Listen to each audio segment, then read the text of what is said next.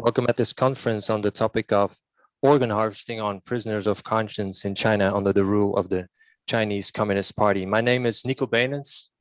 I'm president of the Falun Dafa Association here in Belgium, and I'll be your host during this event. This conference was titled China, Forced Organ Harvesting and the Chinese Communist Party. It is hard to imagine that a government would be actively involved in organizing the means and even the infrastructure where prisoners of conscience are systematically blood tested, tissue typed, and then channeled into the transplant hospital system as a living data bank for donor organs. But over the years, it has become clear that this is exactly what is happening in China. Among those who have been victimized are Tibetans and even house Christians. Uyghur Muslims, of course, in Xinjiang are said to be targeted as well. As we speak, over 1 million Uyghur Muslims are detained in prison camps in the Xinjiang region. But this terrible crime did not start recently. Organ harvesting has been going on for over 2 decades in China. And initial research made clear that the sharp increase in organ transplants, which took off in the early 2000s, went suspiciously hand in hand with the timeline of the persecution of Falun Gong, a spiritual practice heavily persecuted by the Chinese Communist Party since July 1999. We have an impressive panel of experts lined up for you here today, and so we will be able to discuss this issue in great detail. We will hear international human rights lawyer David Matas, former Vice President of the European Parliament, Mr. Edmond Scott. We have Mr. Peter van Dalen, member of the European Parliament, Mr. Hamid Sabi, counsel to the China Tribunal, Ms. Cayenne Wong, President of the Falun Dafa Association in Holland. On my right, Dr. Harold King. We have Ms. Manel Msalmi, who is the President of the European Association for the Defense of Minorities. And on my far left, Mr. Andy Vermaud of AIDL. Okay, so in 2013, the European Parliament has adopted a resolution condemning organ harvesting in China, thereby raising the alarm bell by asking the EU as well as each EU member state to act. But in the EU, as well as at the federal level of each EU member state, we can see that no one seems to be willing to play the David against this Goliath. We are honored to have with us as our first speaker, Mr. Peter van Dalen. He is a member of the European Parliament as a member of the European People's Party. Mr. van Dalen is also a member of the European Parliament's Subcommittee on Human Rights. Mr. van Dalen, you have the floor. Thank you very much, Mr. Benens. Thank you very much for hosting this important event. I have a busy schedule today, but I managed to find 1 hour to participate because I really think this is an utmost important topic you present to us today. And I'm very honored with all the colleagues speaking today, in particular Edmond Scott, my former colleague, and also Mr. Hamid Sabi, representing the China Tribunal Council as counselor. I really think that's important that we have those speakers amongst the others. And in particular, I want to thank them for also participating. Well, as you rightly stated, the Parliament adopted on the 12th of December 2013 a resolution condemning the organ harvesting in China. But since then, the situation is under the table, is silent. And I fear it has to do with geopolitical reasons. China is becoming or is already one of the major world powers. And I'm afraid that here in Europe, we do not want to attack China on sensitive issues like organ harvesting. But I really think we should, because organ harvesting is really a very blunt attack on basic human rights. and not only an attack on those human rights, but also when you know that many of the victims are prisoners or from minorities like the Falun Gong or the Uyghur or other minorities, it's really very bad attack of China, of the party in China on those people. It's a rape of human rights. I would like to focus on some issues on my behalf, representing the European Parliament. What could the EU do? As you rightly stated, we have this resolution, but since then it's silent. First of all, we have many relations as European Union with China. And for me, it's too much talking about trade, about money, and not enough about human rights and the rights of minorities. It's too much the merchant and too little the pastor. And I really would like to have that we have now put on hold the investment agreement between the EU and China. I think that's a good thing. We should use this as a whipstick to make clear to China that the violation of human rights is important. And as you know, actions speak louder than words, and this whipstick is part of that. And I really think we should keep it on hold until the moment that China really makes serious business of human rights. And one of those rights is the integrity of the body and, well, not this organ harvesting, which is a clear violation of every human right you can imagine. That's one. Two, I think it's also important that the member states themselves keep a keen eye on what's happening in China. In many member states, we have business professionals, but also medical professionals who work with China. And I hope the member states make them aware of this organ harvesting practice in China, and that those professionals, both business professionals and medical professionals, keep their eyes and ears open, and that they spot what is going on in China. And thirdly, the European Parliament. Well, let me tell you, it was silent since 2013, but since I'm convinced also by the work of the China Tribunal that this should be on the agenda of the European Parliament, I'm fighting an uphill battle to get this issue, this very grave and serious issue of organ harvesting, back on the European agenda. And it seems my uphill battle might come to a victory, because I was promised by the secretary of the Human Rights Committee, the Droit Committee, as you already mentioned, that we will have, on my request, a hearing on the organ harvesting in China in one of the coming months, maybe December or the first quarter of the next year.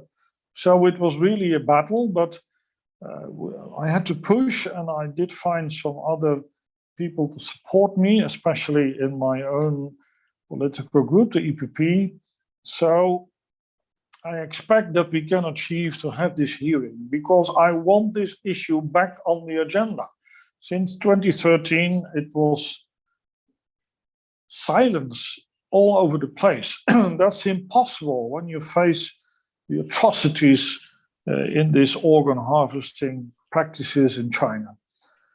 So, Mr. Chairman, from my side, those remarks, and the most important one is to get this very grave and serious and bad issue back on the European agenda, and that we push China to have it in a more serious treatment there, because China is silent, of course. They always say, no, nothing is happening, you're absolutely wrong, no problems at all, it's almost paradise here. It is not, of course. So that's why I'm fighting with you the battle to have this on the agenda and to expose once more these grave atrocities of human rights committed in China. Thank you very much.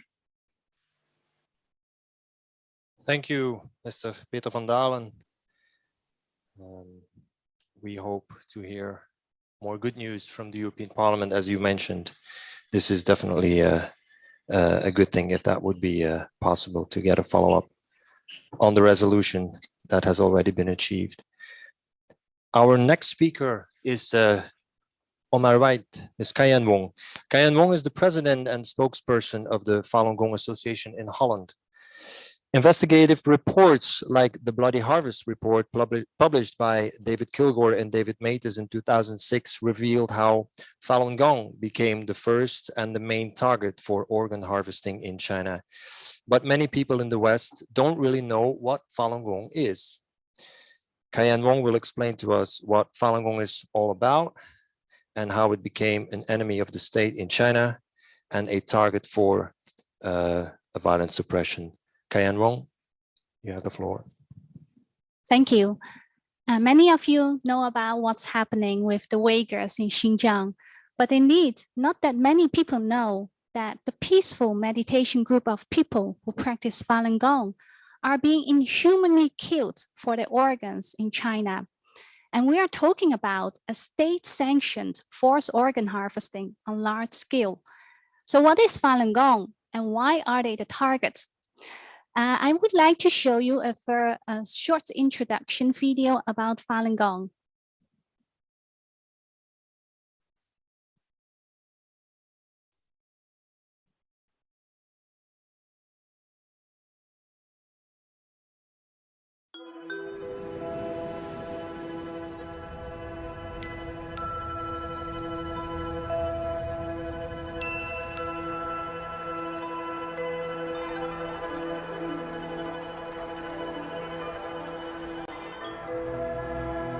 Falun Dafa, also known as Falun Gong, is an advanced self-cultivation practice that improves mental and physical wellness through physical exercises and the development of one's character.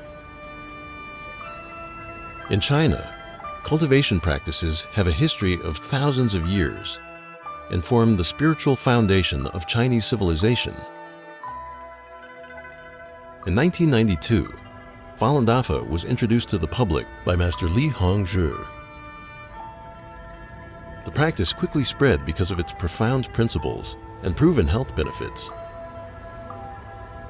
By 1999, with over 100 million practitioners, Falun Dafa had grown to become the largest practice of its kind in China and around the world.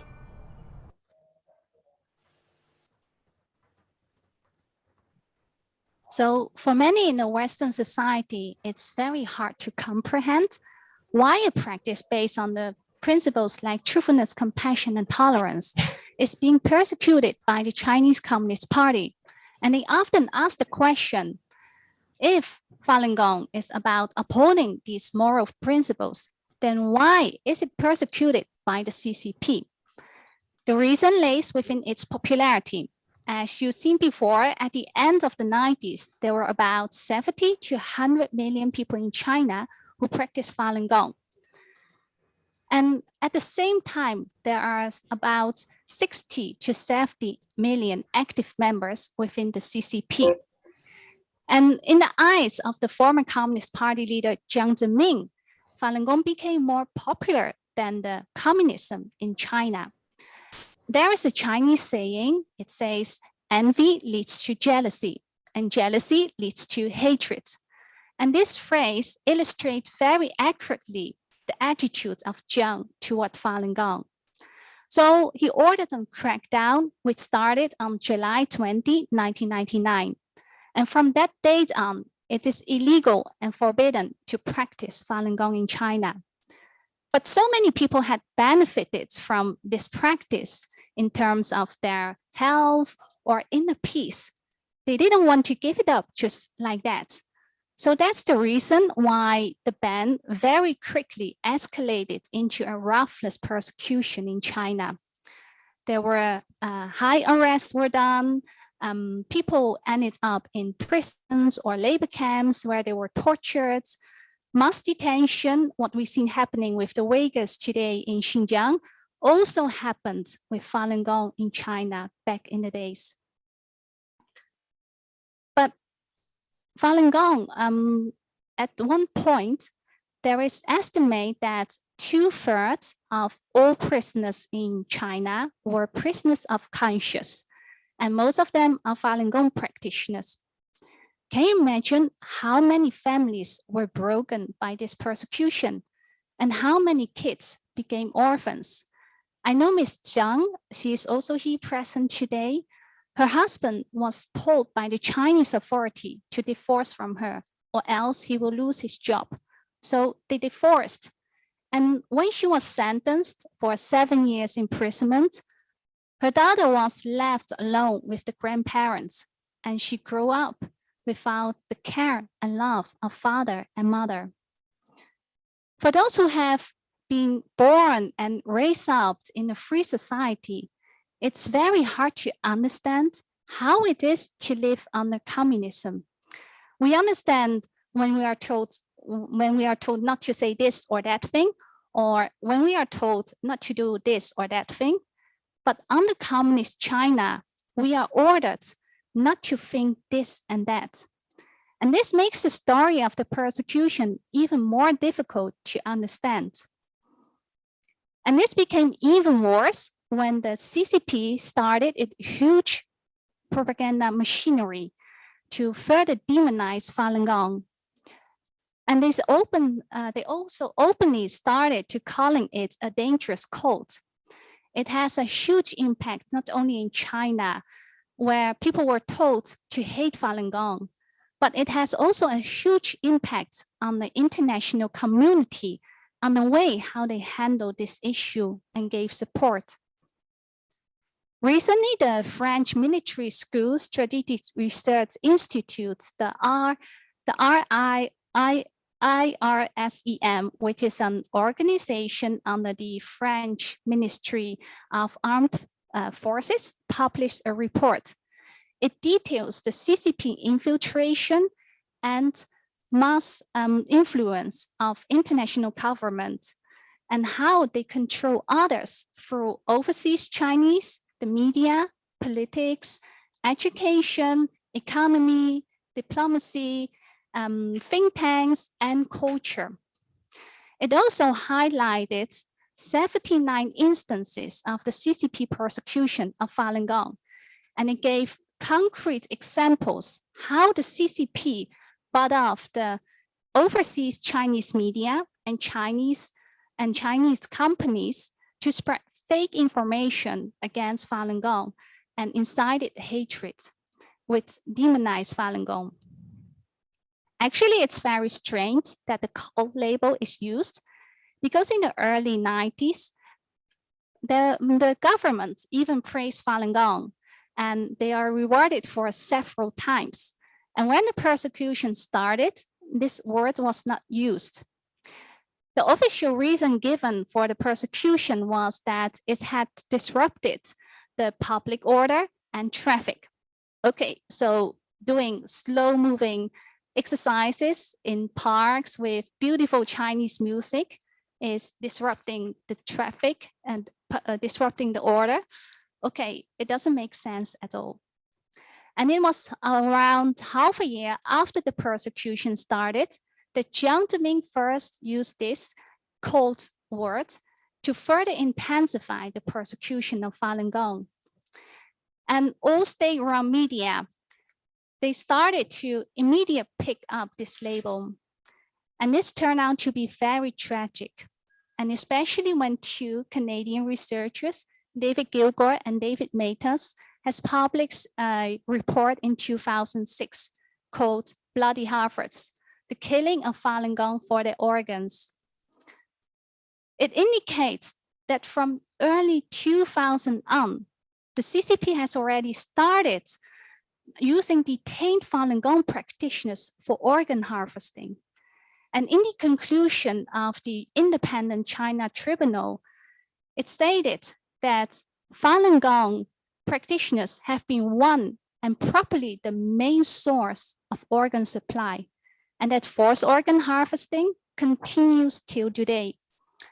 The Chinese propaganda and disinformation throughout the years has been a great stumbling block for the international community to engage in this topic.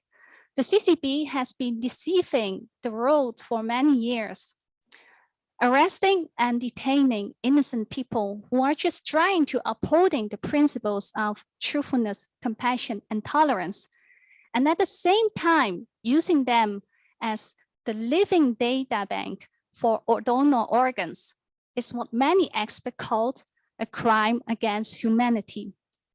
After the Holocaust, it was said, never again, never ever, but it's still happening in the communist-ruled China.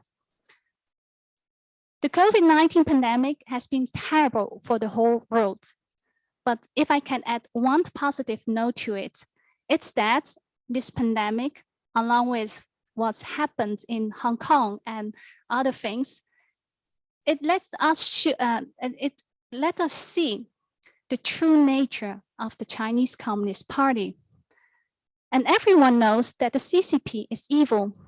And do we also know how evil they are? I'm very thankful and honored to be here to speak to you about this human rights tragedy in China. And I would like to thank the organizers for their great efforts and commitment. And thank you all for your attention in this topic. And I think this event is very important, yes, and it can make a real change. Thank you.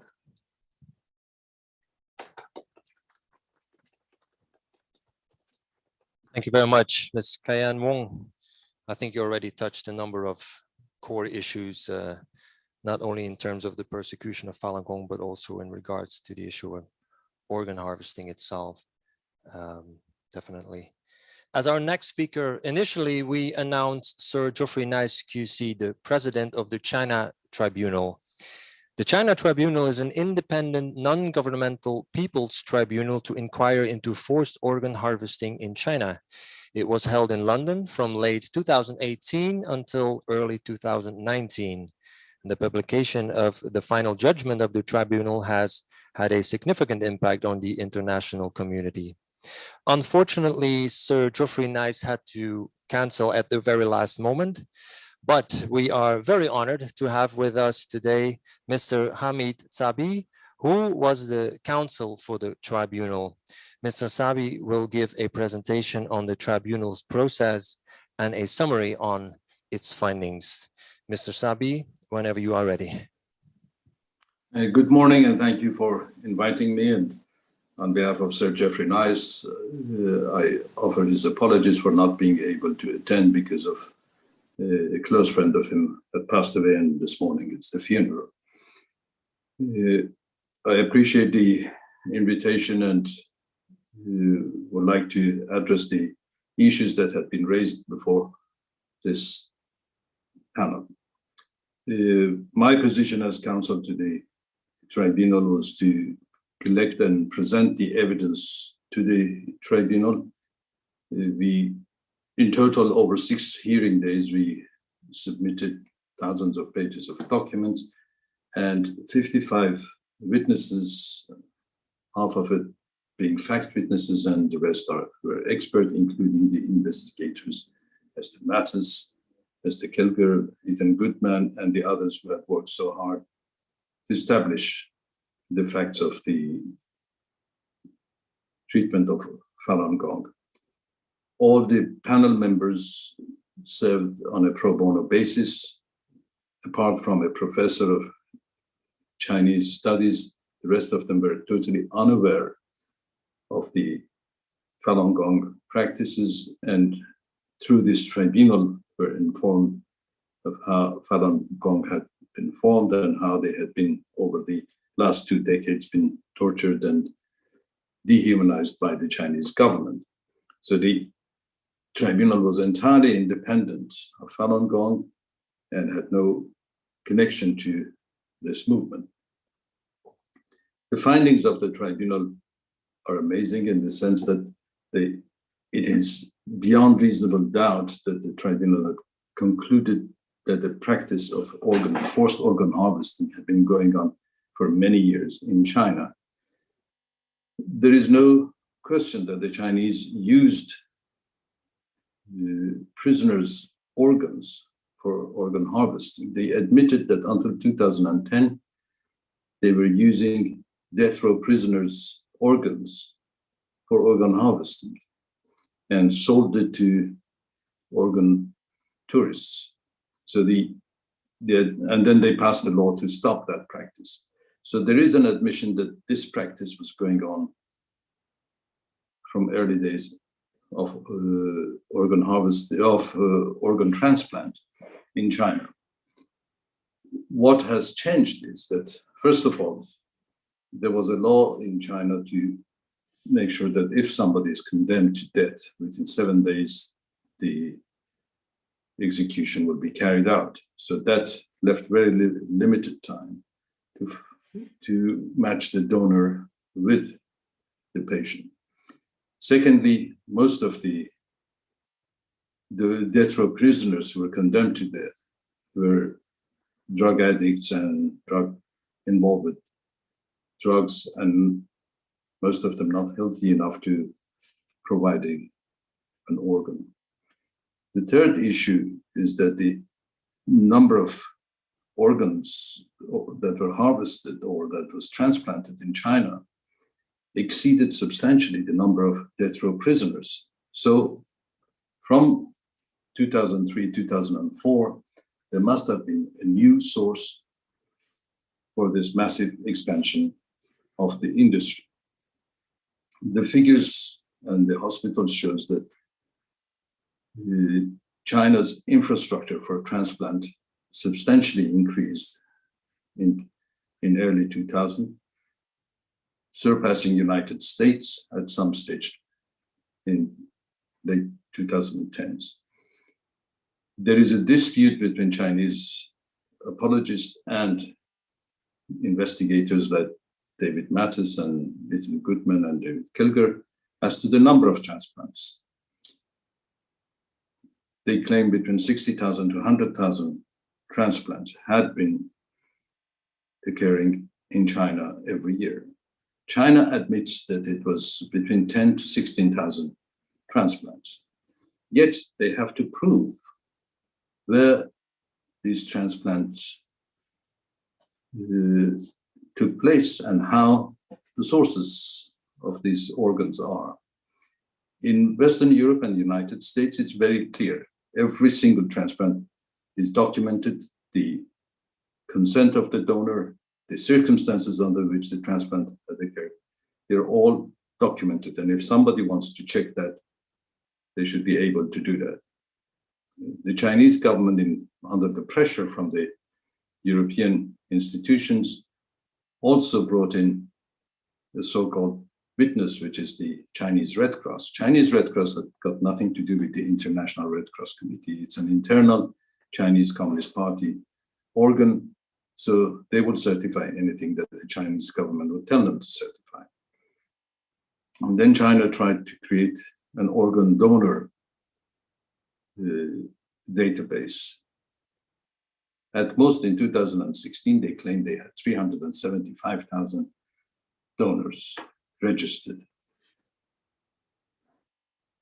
Under no circumstances, 375,000 registered donor can produce the number of organs that China is claiming. The number of the people who die every year out of these donors who are in a position to donate an organ is very limited.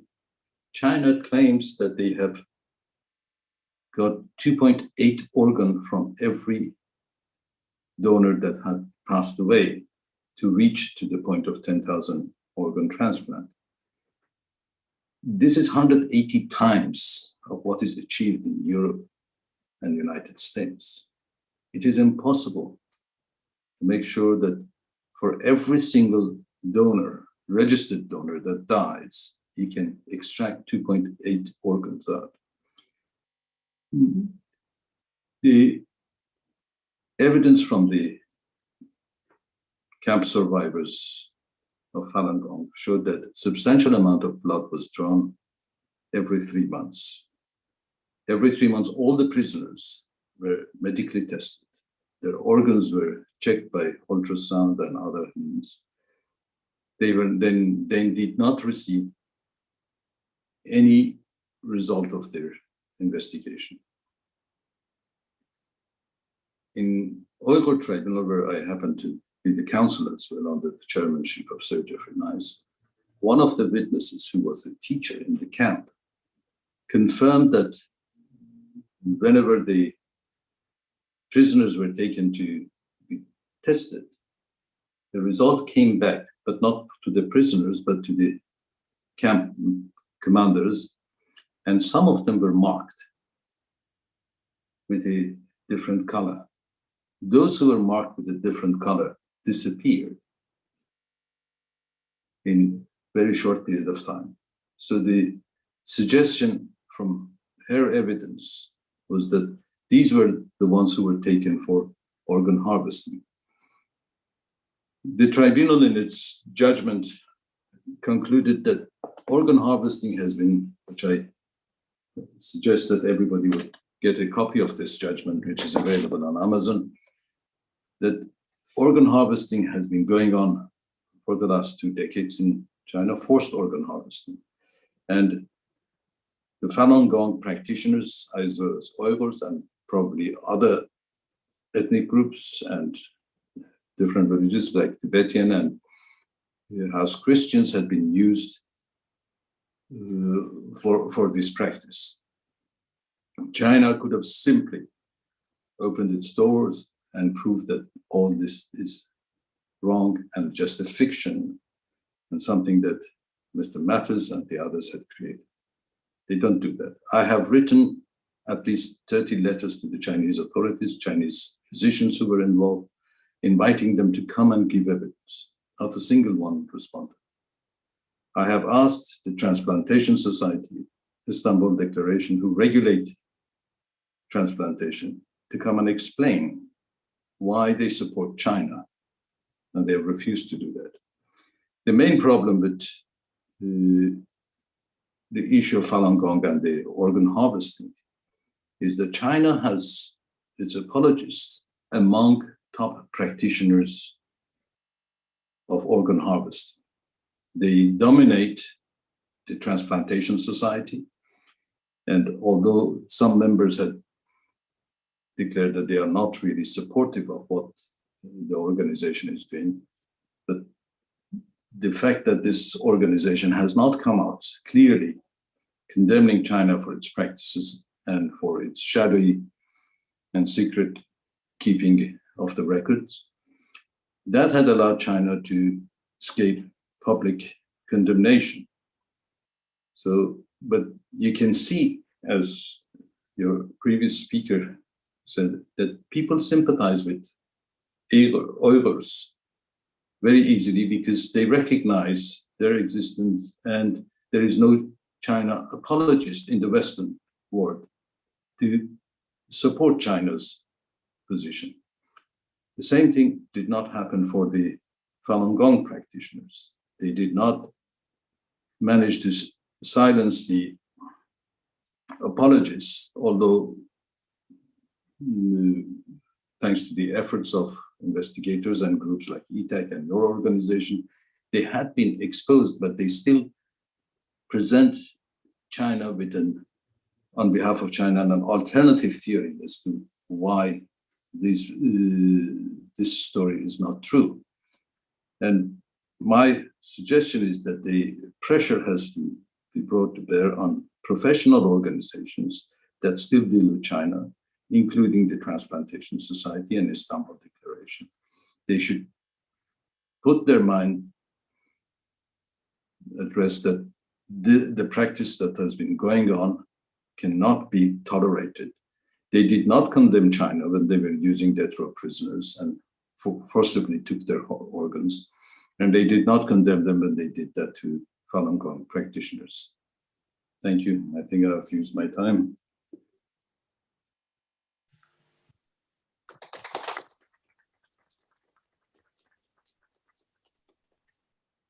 Thank you very much, Mr. Sabi, and thank you for your very late minute confirmation to attend this conference. It was a great honor to have you here with us today. Okay, as our next speaker, we have with us here on my right hand side, Dr. Harold King, who is a Deputy Director of DAFO, which stands for Doctors Against Forced Organ Harvesting, an NGO specifically established to combat the organ harvesting issue, particularly concerning the situation in China. Dr. King, you have the floor. Thank you very much. Could I have my first slide? Yeah, okay, thank you.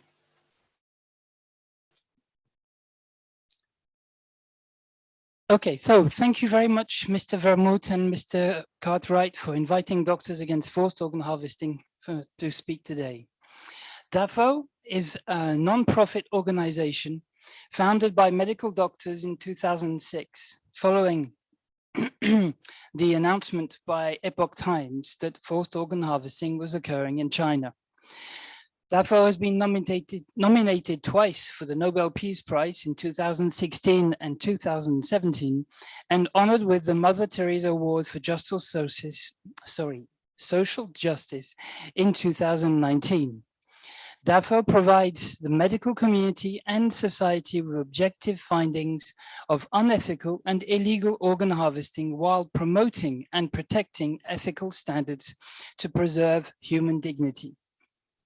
Could I have the second slide? Thank you. This meeting comes at a critical time for Europe and the world. Europe and indeed every single state, world state, are at a crossroads that will determine their very future. However, I am not talking about the pandemic, but the destruction of Europe's traditional heritage. From its birthplace in ancient Greece to the modern day, ethics have influenced conduct and behavior in European societies. The Hippocratic Oath is the guiding principle for the medical profession, and businesses integrate corporate ethics. Consensus on ethical values has shaped the basic rights of the people and laid the foundation for peace and prosperity throughout the European continent. But these values by which we live are being put to the test. Forced organ harvesting of living people, specifically aimed at the eradication of Falun Gong practitioners and other minorities in China, threatens democracies everywhere, as it violates universally held principles of how societies need to function successfully. It also turns the medical and nursing profession into an abusive practice. Next slide. So why do we single out China? Sorry, next slide as well. This article, the Ambassador et al. Article published in the American Journal of Transplants in 2016 indicates that 2/3 of the transplant tourists documented in medical articles are going to China. I don't know if you can see, but that's more than three times more than those that go to India. So it's substantially more important. Next slide, please. Thank you. So this may look like a complicated slide. What I want you to concentrate on is more the shape of the curve rather than anything. You can see a gradual, steady increase. Could you pass on to the next slide, please? Thank you. This again, so the first slide was the total number of transplants done by all the countries in the world. And this curve is France from the year 2000 to 2018.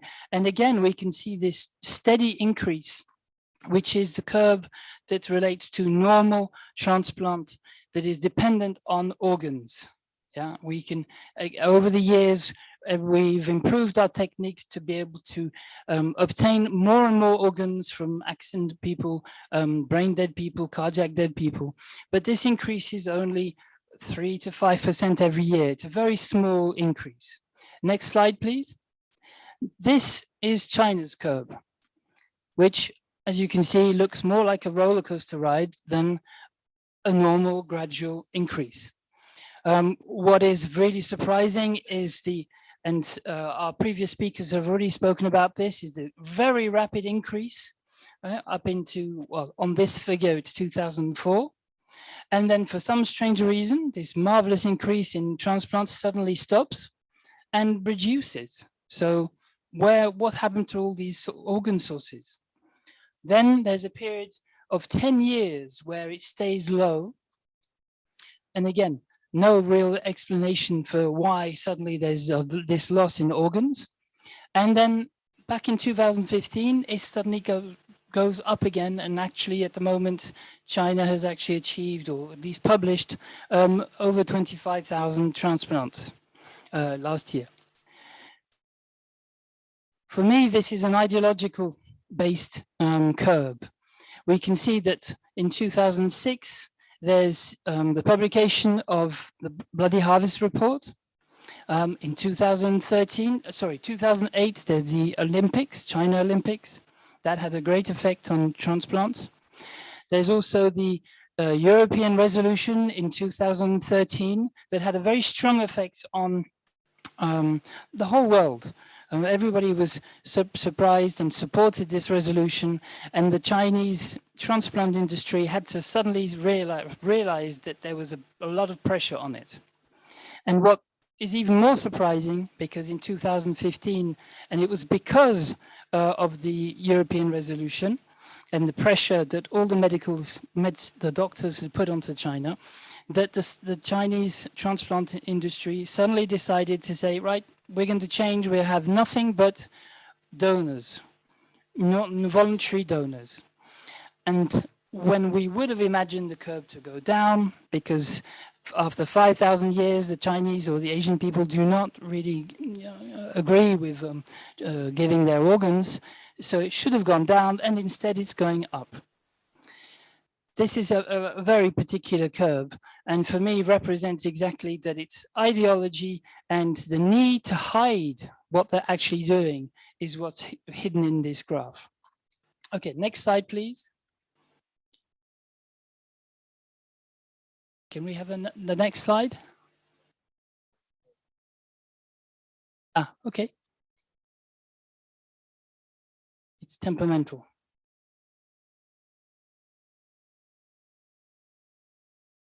So these figures, while we're waiting for the next slide, is they're from the Global Observatory of Transplants, Donations and Transplants organized by the WHO. And in the next slide, we will be seeing a message from the English government saying that in 2019, they discovered that the World Health Organization had no means of verifying these figures. They do not do any investigations. They do not go to China to determine the reality of the figures that we can see here, or any other claims that the Chinese government may have. I'll try and continue while we're waiting for the next slide.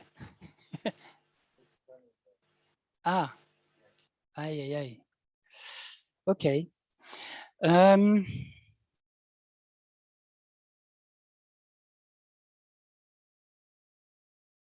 Yes, well, the next slides were more graphic slides on the information about how, well, I can talk about it with this graphic, this is very good.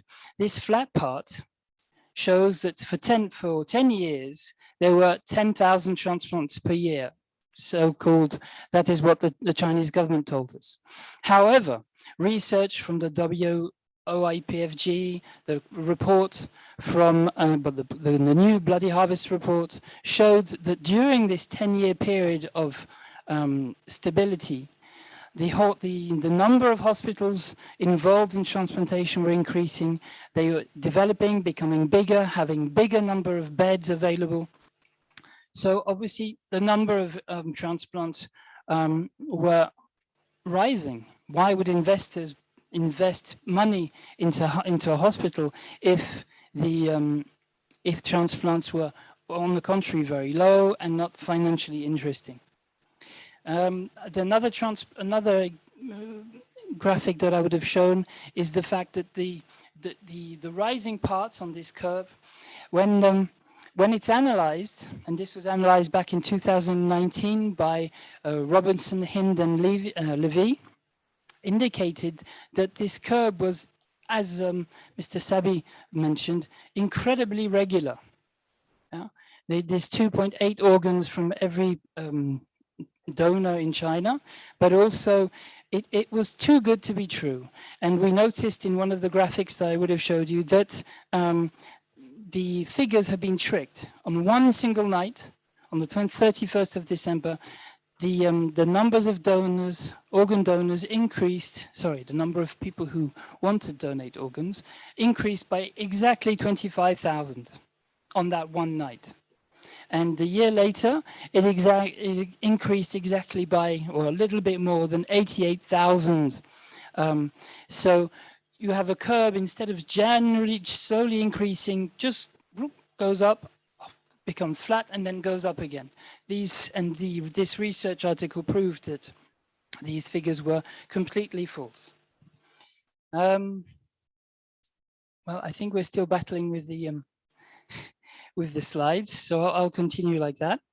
I would also like to mention the report from the French. So it's a think tank that's part of the French Defense, Ministry of Defense, and because they did mention organ harvesting in their report, and they were saying how China has been manipulating the narrative on the organ harvesting and organ transplantation, organ donation throughout the world, so that it could hide what it's actually doing, and continue to manipulate the figures, continue to hide what they're doing, and to allow the organ harvesting industry in China to continue.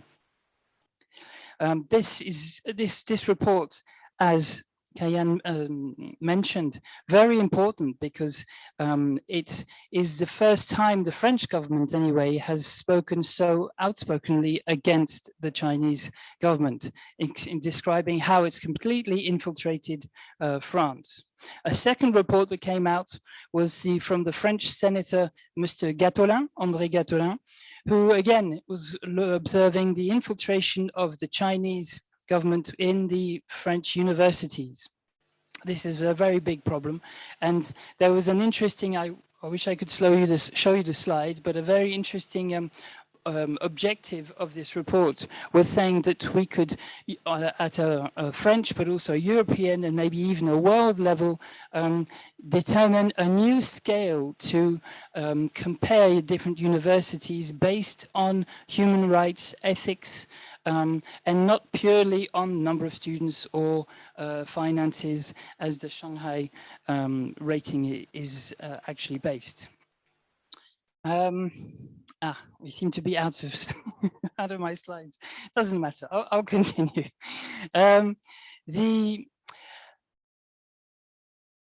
As I said, forced organ harvesters, doctors against forced organ harvesting, we try to defend these ethical values. And last month we were really honored to be able to participate with 4 other NGOs that I would have shown you the names, that are from France. There is CAP, the president is here today, Monsieur Terrival. So he's president of CAP Freedom of Conscience. Thank you very much. Another NGO that's from Japan called the TTRA. A third one from Taiwan called Taiko. And the fourth one called KAOET, which is from South Korea.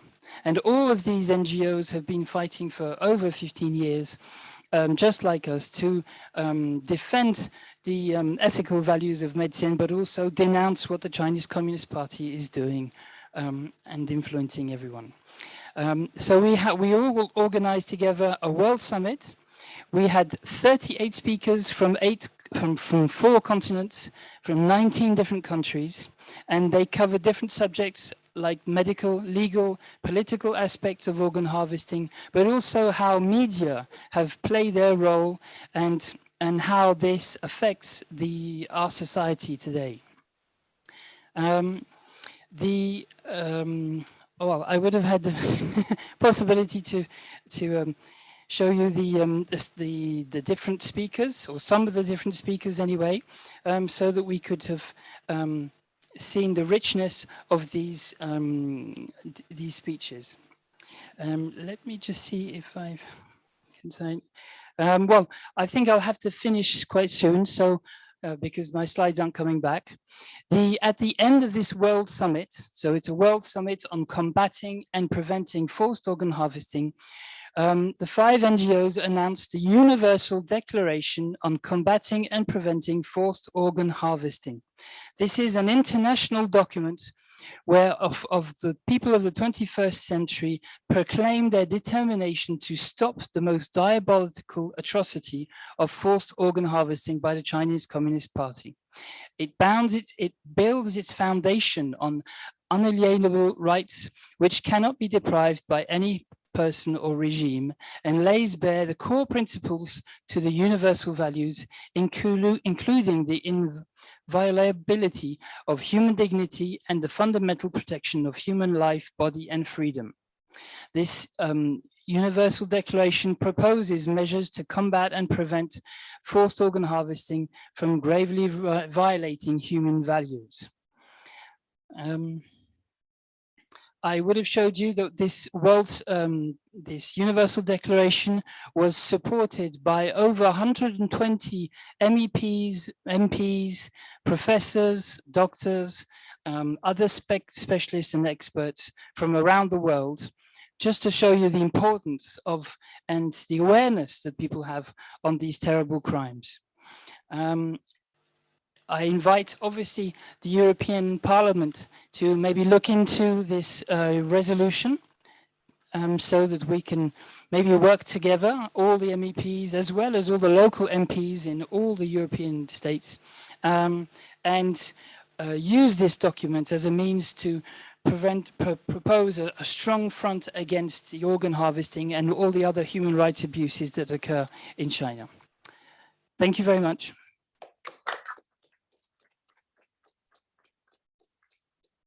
Thank you, Dr. Harold King. Our apologies for the technical difficulties that we've had during your presentation. I'm sure people will be able to find more information, I assume, about the world's on the website of DAFO itself. Definitely take a look. And thank you for coming all the way from Paris to Brussels to attend in person here today. Thank you for your great effort.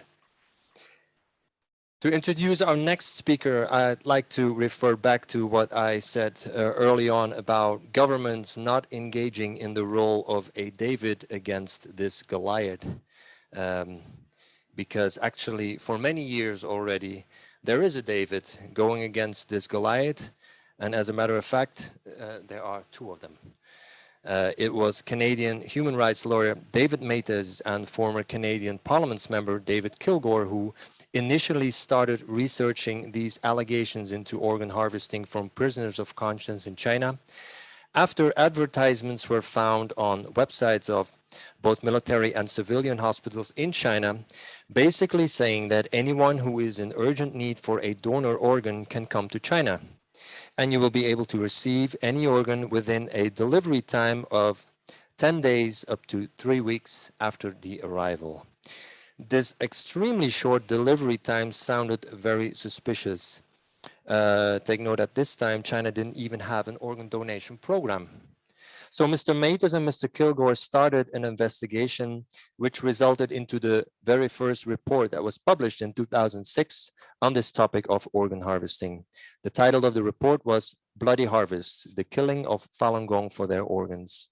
After the publication of their report, David Matas and David Kilgour started traveling around the world, and they have been doing so ever since, trying to raise awareness on this, this issue and this terrible crime.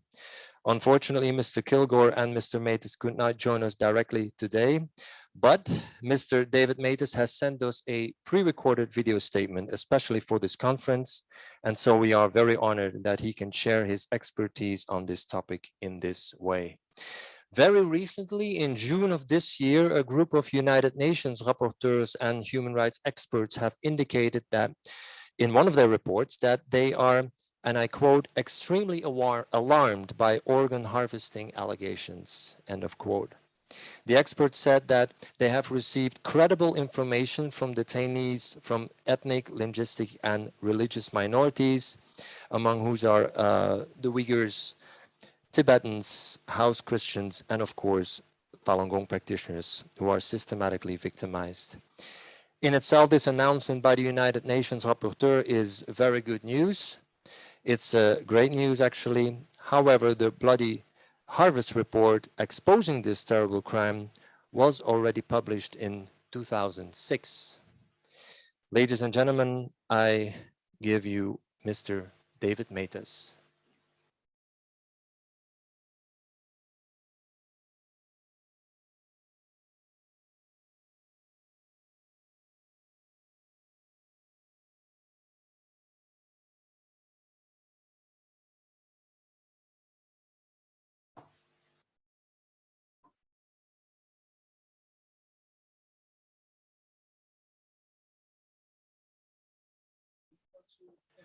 Yes.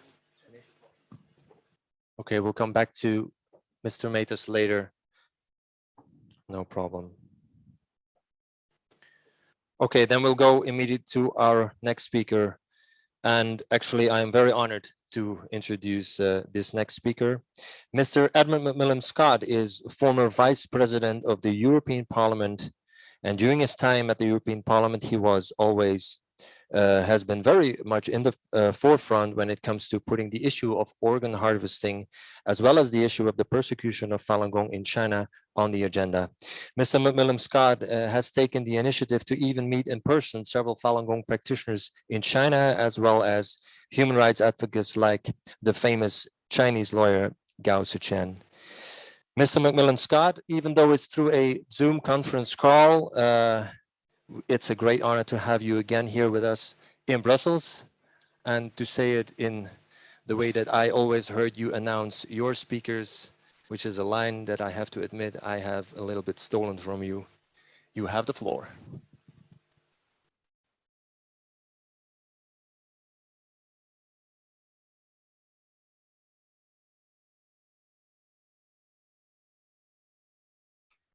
Thank you for the introduction, and thank you to all the organizers for this important conference. And thank you to those who are attending or watching in.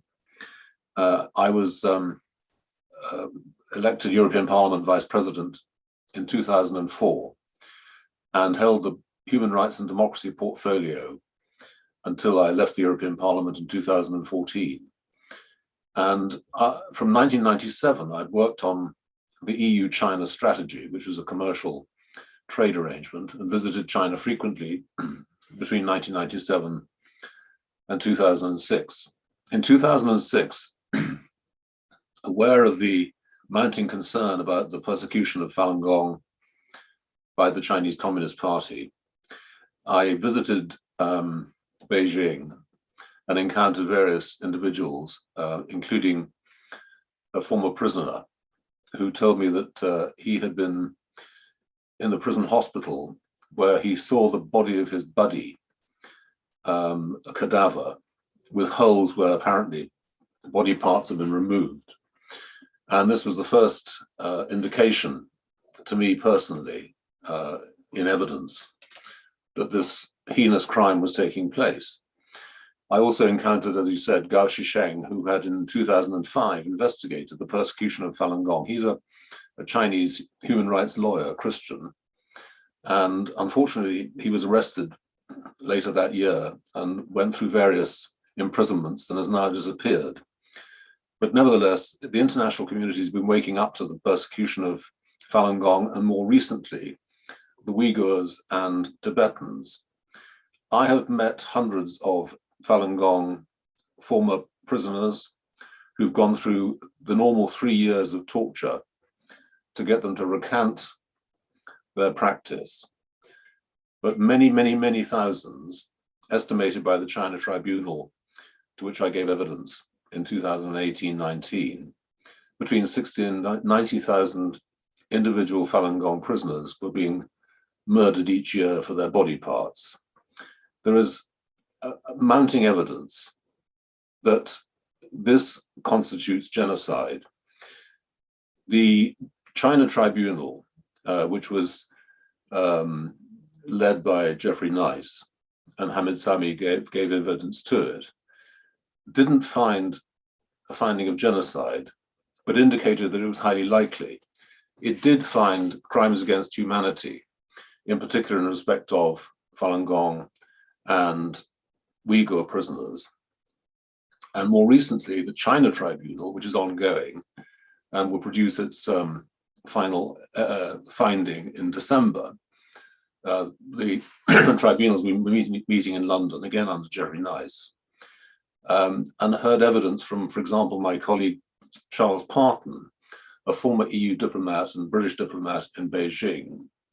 And he gave evidence as to the credibility that the most senior individual in China, Xi Jinping, must have ordered the persecution of the Uyghur population, which includes organ harvesting. And that chain of command is a very important thing in determining genocide. So we hope that in December, finally we'll have a finding which is critical for world public opinion in placing the responsibility directly with the Chinese leadership. During my time in the European Parliament, contrary to my old friend Peter van Dalen's current experience, the European Parliament was very active in multiple hearings, resolutions, especially on Falun Gong, and more recently on the Uyghurs too. And of course, that culminated in the 2013 resolution, which has already been referred to. We also engineered a political boycott of the 2008 Beijing Olympics. No senior EU official attended, and indeed many other personalities from the European Union failed to turn up. I would like to see a political boycott of the Winter Olympics to take place in Beijing between the 4th and 20th of February 2022. And I think that would draw attention to world opinion on the persecution of these minorities, but in particular, the crime of genocide against the Uyghurs, Tibetans, Falun Gong, and other sects within China. Thank you.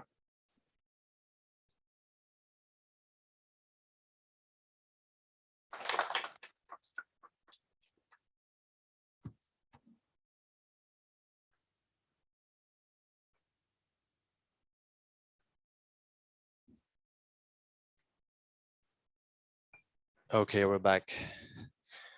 The technical issue with David Mehta's speech will be solved very soon. So for our next speaker, we'll go to Manel Salmi. She is researcher and environmental humanities and American studies, and also the president of the European Association for the Defense of Minorities. Ms. Salmi, go ahead. Thank you. Good morning, everyone, and thank you for coming here today to support the Falun Gong community. I'm honored today to be here and to share with you this issue and to share with you the persecution and the human rights violation of this community. So my speech is entitled Falun Gong Persecution and Organ Harvest. Millions of innocent people in China lost their jobs, dropped from school, were jailed, tortured, or killed simply for practicing their own religion. For these people, practicing their own religion today in China is really dangerous because we can get rid of you by the Chinese authorities. You can be jailed, you can be tortured, or worse, millions are detained or imprisoned. For several people in China, the basic reality of the campaign against Falun Gong has been long periods of detention, between quotation marks, reform through labor camps or prisons. China's Gulag system, after farcical or non-existent trials, others are held in detention centers, or what we call black jails, which is a network of extra-legal detention centers within China. Detainees are forced to work up to 20 hours per day, producing without pay toys, Christmas tree lights, soccer balls, etc. for exports. Those who refuse are tortured or are arbitrarily detained. The widespread detention and imprisonment of Falun Gong practitioners has been reported by the World Health Organization, the US Department of State, Amnesty International, and plenty of other Western media. There is a kind of brainwashing, or what we call transformation, in camps, jails, or in special re-education centers. Detained practitioners are forced to undergo what can only be described as brainwashing.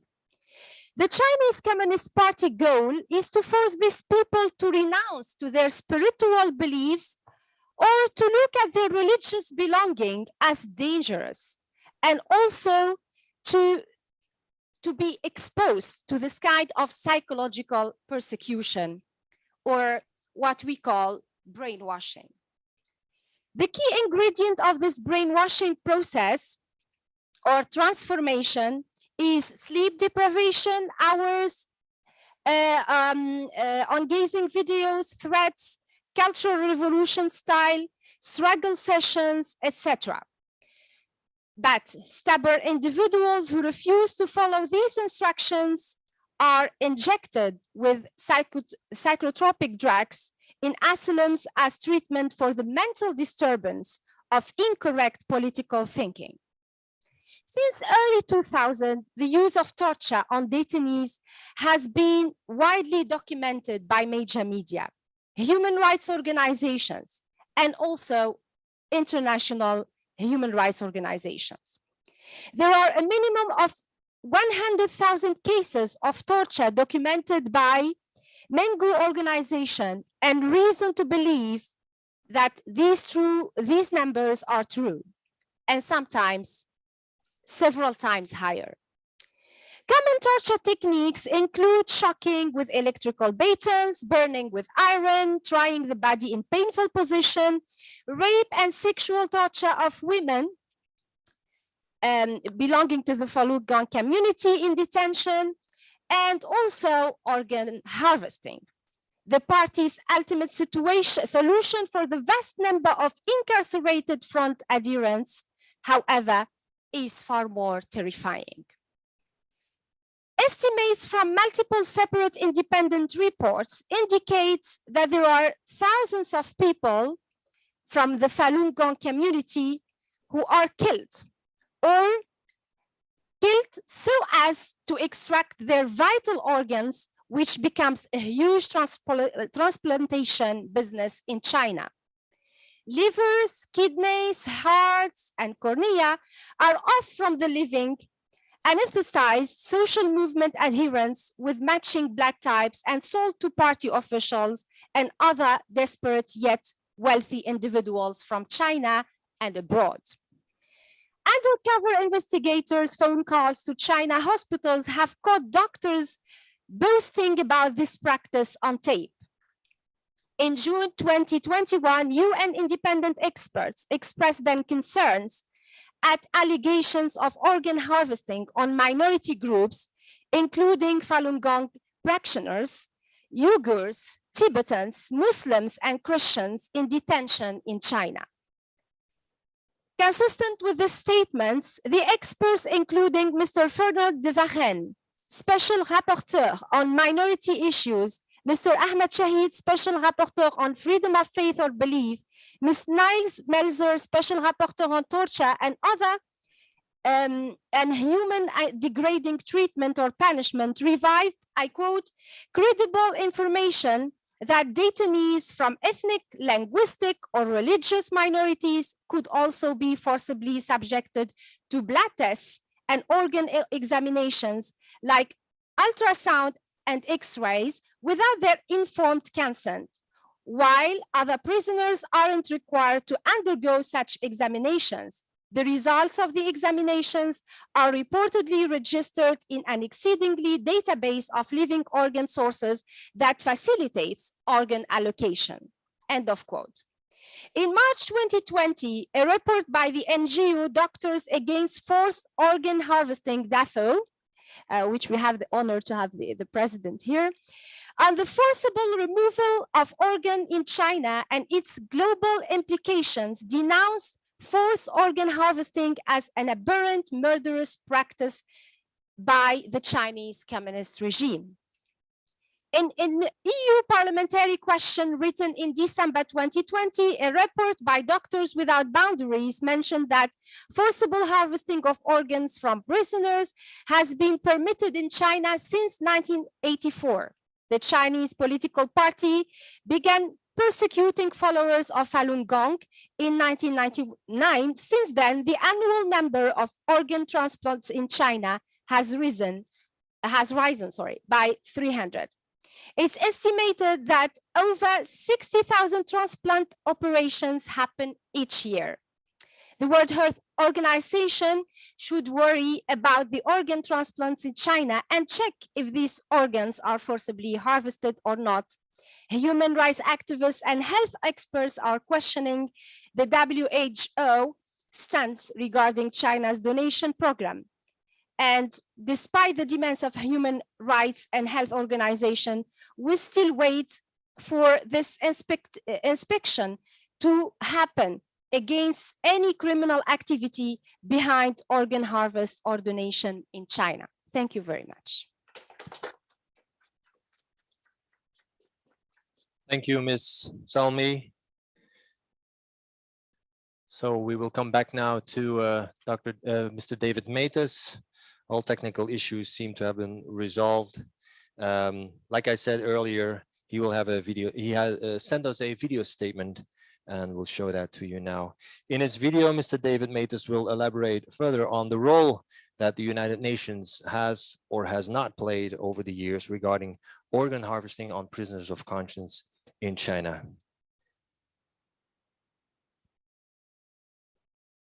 I want to talk today about how the United Nations has addressed and not addressed the mass killing of Falun Gong and other prisoners of conscience for their organs. The United Nations is a sprawling, multifaceted institution. Its various components do not necessarily act in a coordinated way. That is certainly true of the industrialized killing in China of prisoners of conscience for their organs. I intend to go through various structures of the United Nations which have both addressed this crime against humanity and have avoided addressing it. First of all, the United Nations Rapporteur on Torture. The UN Rapporteur on Torture, Manfred Noack, in 2007, in his annual report to the Human Rights Council, asked China to explain the discrepancy between the volume of transplants and the volume of identified sources.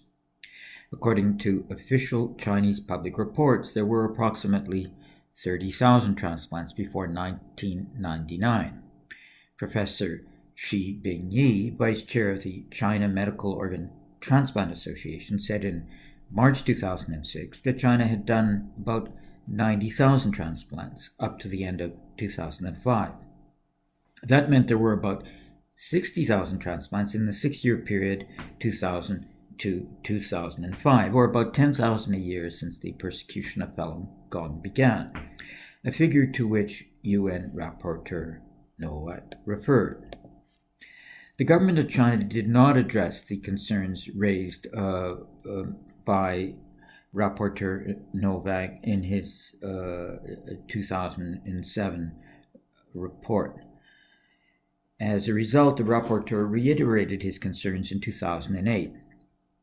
The Chinese government, in a response to the second request, stated Professor Shi Bingyi, who was the source of the 90,000 figure, expressly clarified that on no occasion had he made such a statement or given figures of this kind, and these allegations, so said the Chinese government, and the related figures are pure fabrication.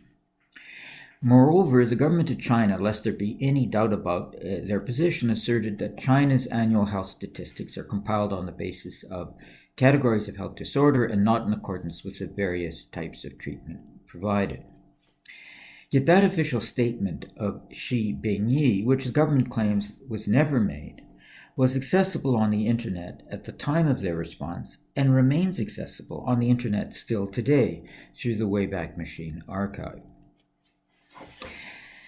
2. The United Nations Rapporteur on Religious Intolerance. The then UN Rapporteur on Religious Intolerance, Asma Jahangir, in 2007 and 2008, acted in tandem with the Rapporteur on Torture. She raised the same concerns as the Rapporteur on Torture had raised and got the same response. 3. The UN Committee Against Torture. China is a party to the Convention Against Torture. As a party, it is obligated to report periodically to the expert committee established under the Convention. The Convention empowers the expert committee to make concluding observations on those reports. China has reported twice in 2008 and 2015 since it began the mass killing of prisoners of conscience for their organs.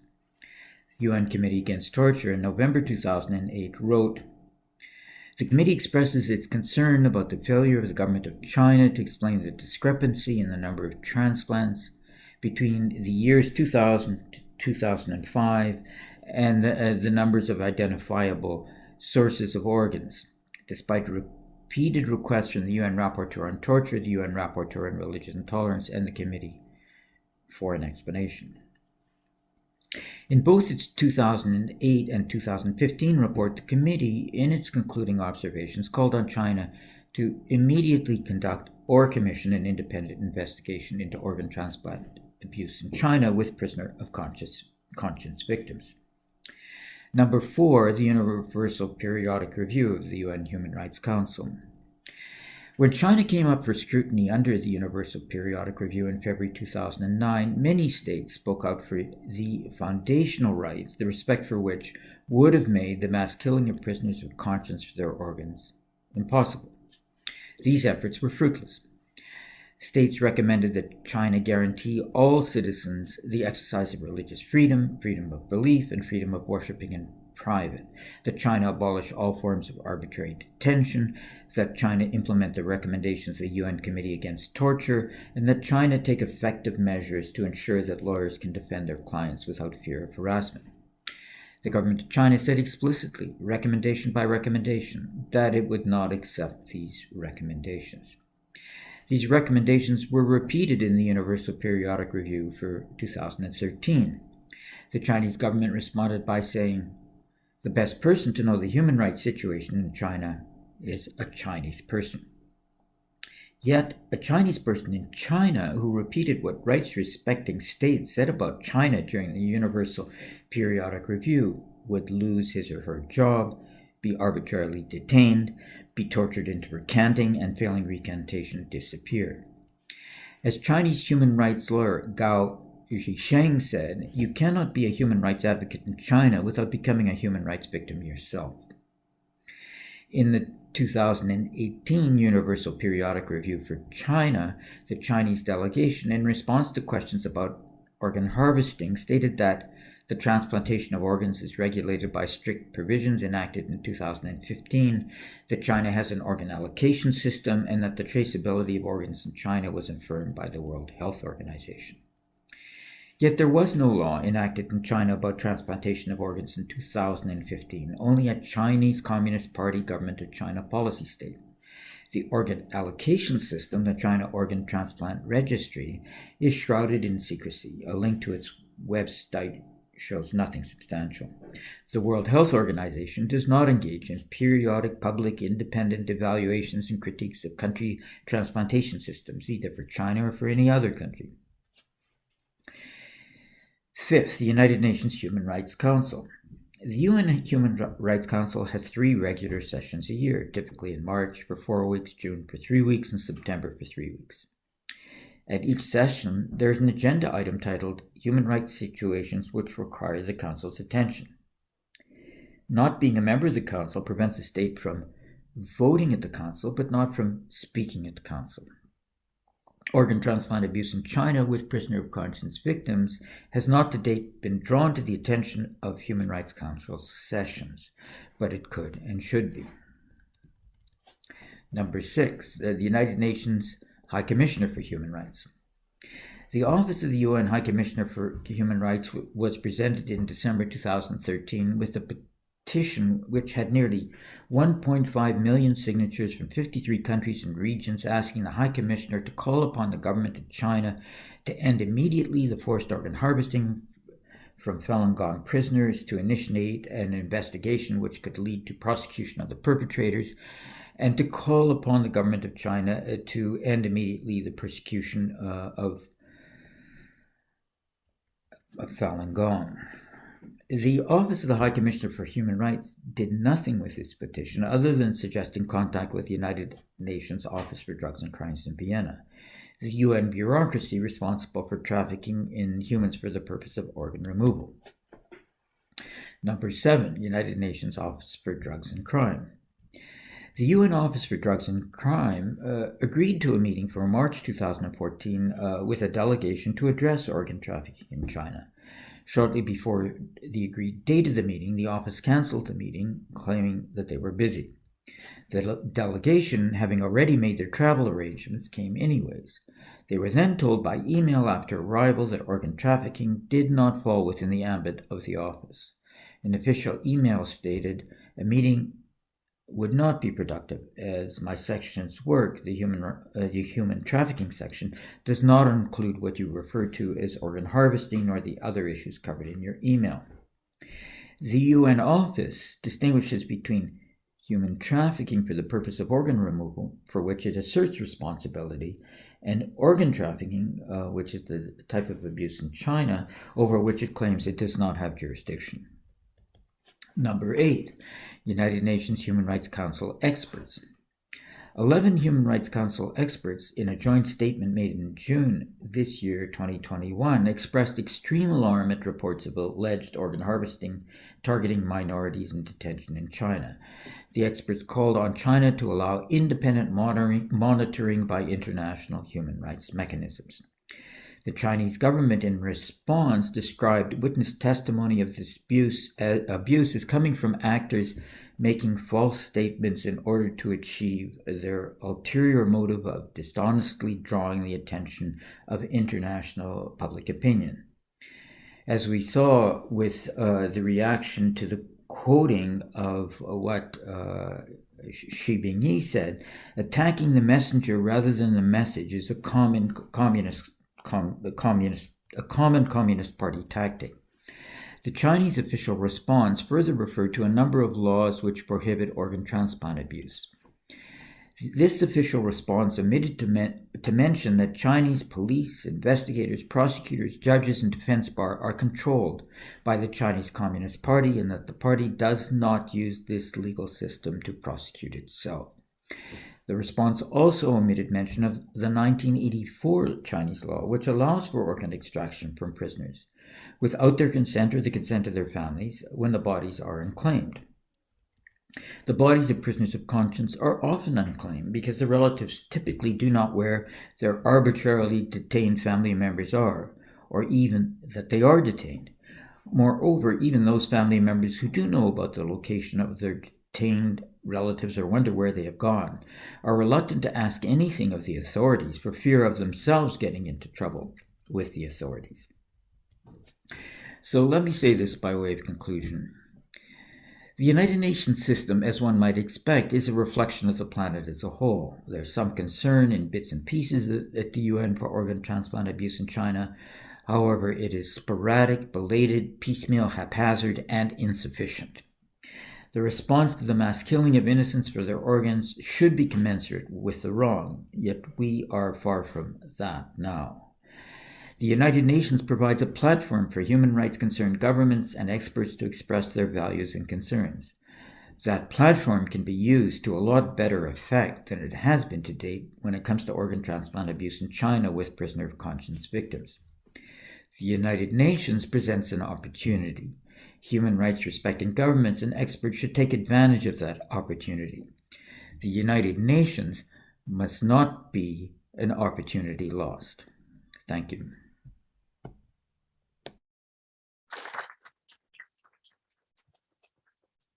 Thank you, Mr. David Made. It's truly an honor to have you on our panel today, and thank you for your expertise and truly an exceptional job that both you and your colleague David Kilgore have been doing over the years. This brings us to our last speaker for today, Andy Vermouth. Andy Vermouth described himself as a human rights advocate who started out at the age of 10, trying to find a way to fight social justice in our world. His motto is to always make the best of all circumstances, trying to give meaning to life as a defender of human rights in accordance with the Universal Declaration of Human, Civil and Political Rights and the European Fundamental Rights contained in the Lisbon Treaty. Andy Vermouth is currently affiliated with the International Alliance for the Defense of Rights and Freedom, AIDL, which is consulted by the United Nations and vice versa, an organization that promotes fundamental rights through a global state reform organized by citizens. Mr. Andy Vermouth, you have the floor. Thank you. This morning, I already practiced Falun Gong for the first time in my life. So I was really happy to do it. It was really an experience. So I just wanted to say something before I begin with my official speech. I have audio transcriptions, 2 audio transcriptions of 2 former ministers of China, the Minister Bio Suchong, Minister of Health, and the Minister of Defense, Liang Zhuangli. I have audio transcriptions in which the system is actually saying that they have done this with the Falun Gong. So where ministers themselves are saying this. This is in Chinese. I can let it here because but people who want to hear it or to get it can get it from me. So I have the real transcriptions. This is in Chinese, talking with the minister. So I have 2 transcriptions of this. So this is really important before I start. So I won't let it here now, but if you want to hear it, you can come to me. Thank you. Okay. When individuals discussed the Chinese holocausts of organ thefts, I felt very uneasy. As a global world citizen, when I discovered our events internet link. All of this because the Holocaust refers to a very dark period in Western culture during which Jewish people were killed in gas chambers, sometimes burned alive and herded into camps for annihilation by Nazi Germany. Humanity's brutality reached an all-time high there. Therefore, it is my firm belief that we cannot use this term in any other contexts. Additionally, the term genocides should not be used casually. The United Nations defined genocide in 1948 in the Convention on the Prevention of and Punishment of Genocide, in which they declared genocide to be an international crime and committed to preventing it and punishing it. In Article 2, this convention defines genocide as any of the following acts committed with the intent to destroy in whole or in a part a national, an ethnic, a religious, or a racial group by murdering members of this group, inflicting serious bodily or mental harm on these people. It's a partial physical destruction, taking measures intended to repress the members of the group. When I consider this description, what is happening to the Chinese Falun Gong practitioners, it does not match the official United Nations definition of genocide here. If we consider all the elements for any genocide to be recognized by United Nations systems. This is in response to this Chinese organ theft and murder of individuals who are perfectly healthy and alive. I am introducing today a new notion, which I shall repeat many times here. I refer it to as China's thought genocide, for the first time with a new word, as it was a well-known, organized mindset origin sites. Mindset origin sites. What does this imply precisely? Falun Gong practitioners are not affiliated with any one ethnic or religious group. It's not a minority. Since Falun Gong practitioners are found in the 56 ethnic groups across China. There are Falun Gong practitioners everywhere. Falun Gong is a harmonious synthesis of Taoism, Confucianism, and Buddhism. It's not a single ideology or religion. It's more philosophical and based on life knowledge. They, the Falun Gong, have been butchered and their organs sold as a commodity just because the Falun Gong, like you said, had become so large and dared to have their association of individuals from various ethnic backgrounds recognized in 1999. How is it possible that an organization that stands, not an organization, people, practitioners who stand for three fundamental concepts, most notably truth, compassion, and tolerance, the Falun Gong, has become a victim of a communist party that has turned the Falun Gong practitioners who peacefully practice meditation based on truth, compassion, and tolerance in an organization that threatens the Communist Party very existence, purely because they had 100 million members. I did it this morning. You can compare it with a sort of Chinese yoga. They don't like it if you say Chinese yoga. But being punished while you're doing meditation, it's crazy. As I discussed multiple times with our friend Nico Beinens here of Falun Gong, Belgium, this is not a genocide according to the United Nations official definition, which is why I use today, for the first time, of what Falun Gong practitioners have endured, the concepts of a mindset-based origin sites.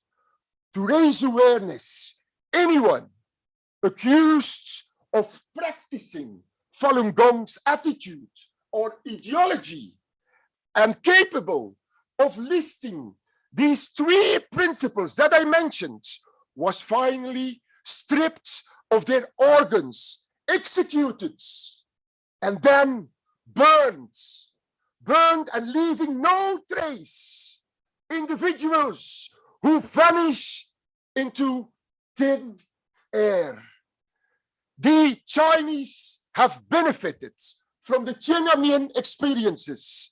They no longer do it openly, but have taught military physicians to take organs in an organized, clinical way as a distinct business inside industries, even using the organs of meditation practitioners as a selling feature. I too feel goosebumps when I consider these Chinese regime horrors, put an end to the Falun Gong practitioners' mindset-based origin sites, Han Chinese, Uyghurs, Mongols, Koreans, Tibetans, Kyrgyz, Tajiks, Russians, Uzbeks, Han-Chu are only 10 of the 56 ethnic groups, I won't mention them all, don't be afraid, who are victim of the Chinese Communist Party's all-seeing mindset-based origin sites.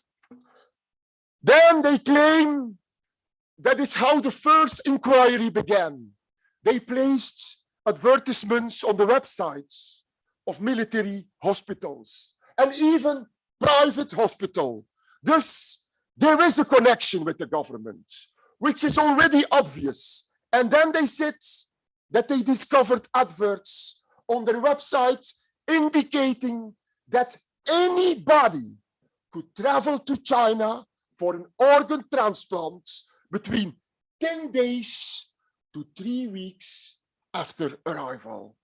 That is, and they bring individuals to China. They have medical examinations on the spot, and then they provide you the assurance on forehand.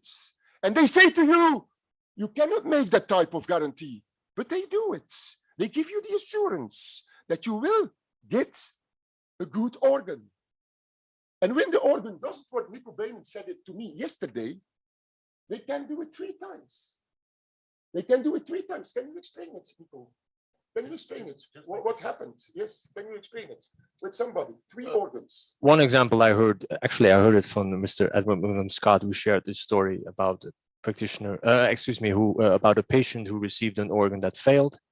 Then he received another organ, which failed again, and then received a 3rd organ right after each other. So this is in the West, it's virtually impossible. That this is normally impossible. Knowing how scarce such organs are is just a matter of hours before the donor's death necessitates the transplant. Today and even tomorrow, we also call for an acknowledgement of the Chinese Communist Party suppression of the Falun Gong as an organized, mind-based, what did I say? Origin sites. Yes.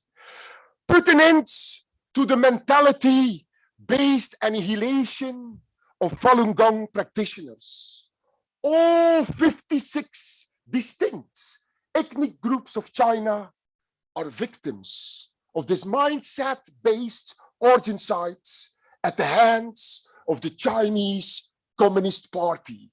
There were secret agreements struck with the Chinese government many years ago at the start of the Falun Gong persecution, in which they said that this goes hand in hand with the Chinese market's exponential expansion.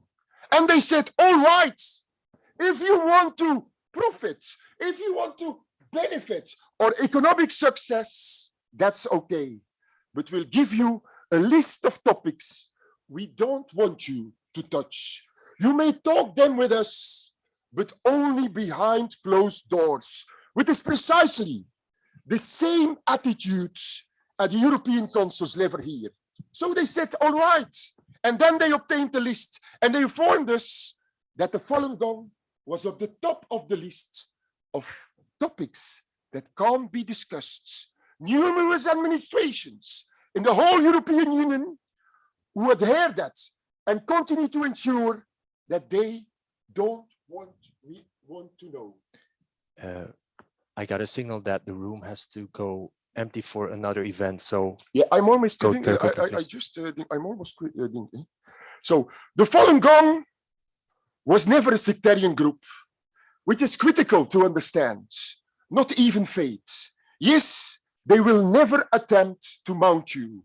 Therefore, we conducted today additional investigations with the International Alliance for the Defense of Rights and Freedom and the International Fundamental Rights Organization, Post Versa, and discovered that over the last 20 years, an estimated total of 207,500 Falun Gong practitioners have been used for organ theft and murder.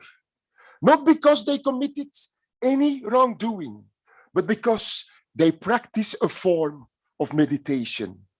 Incredible, even I had difficulty accepting this Chinese practice at first, until I saw the concrete proof of the pioneers, David Kilgore, David Matas, and Ethan Goodman. While the scope of these orchestrated assassination is currently restricted to 36 concentration camps, the fact is they are far greater, they are far bigger. I'm seeing that the number of organs transplantations occurring in China seems to be far higher than expected. However, the Falun Gong are very spiritual, and it is this spirituality that served as the foundation for almost the whole of the civilization. All various facets of society shared the spiritual base, and it was conducted within those three major teachings. If you take these three basic ideas from the teachings, you will see that there was no mention of discovering your inner self. Buddhism emphasizes compassion for all sentient creatures, whereas Confucius emphasized self-discipline, which is critical with considering those three principles: obtiner, vérité, compassion, et tolérance. And indeed, they are three essential concepts of Falun Gong. Put an end to the mentality-based annihilation of Falun Gong practitioners. All 56 ethnic groups, 56 minorities in China, are victims of this mindset-based origin-side under the all-seeing eye of the Chinese Communist Party. Li Lating became the head of the 16th office, an extrajudicial security apparatus, given the mandate to eradicate the Falun Gong. The CCP party chief, Jiang Zemin, who ordered the start of the genocide on the 10th of June, 1999. The policy of the 16th office was defaming Falun Gong practitioners' reputations, bankrupting them financially, and destroying them physically. Put an end today to the mentality-based annihilation of Falun Gong practitioners. All 56 distinct ethnic groups are victims of this mindset-based origin-side under the all-seeing eye of the Chinese Communist Party. All of whom who are victims of this mindset-based organ-side allow us to meditate together, doing Falun Gong together, allow us to practice it in order to further our understanding of this mind-based origin-side, extends the meaning of the word origin-side, make it conscious everywhere, so this can never and never happen again. Many thanks, my friends. Thank you. Thank you, Mr. Andy Vermode. This brings us to the end of the list of our speakers and a conclusion of today's conference. Tackling this terrible crime of organ harvesting in China can only start with creating awareness. I think this conference, with the help of a very impressive list of speakers here today, will be able to create awareness and achieve that. From that point on, it's up to our policymakers as well as the media to first of all do your own research, find the courage, and go against this tidal wave coming our way from Beijing. This conference will become available as a permanent link on YouTube. So I would say spread the word and let more people know about this hideous crime, or as David Matas once described it, as a new kind of evil in our world. Thank to all our speakers, Mr. David Matus, Mr. Edmond Scott, Mr. Peter van Dalen, Mr. Hamid Sabi, Ms. Kayan Wong, Dr. Harold King, Ms. Manel Salmi, and Mr. Andy Vermoot. Together with Mr. Gary Cartwright from EU Today, thanks a lot for initiating this event. It was a great honor for me to host it. Thanks everyone for coming. Thanks everyone for watching online, and see you next time around. Bye-bye.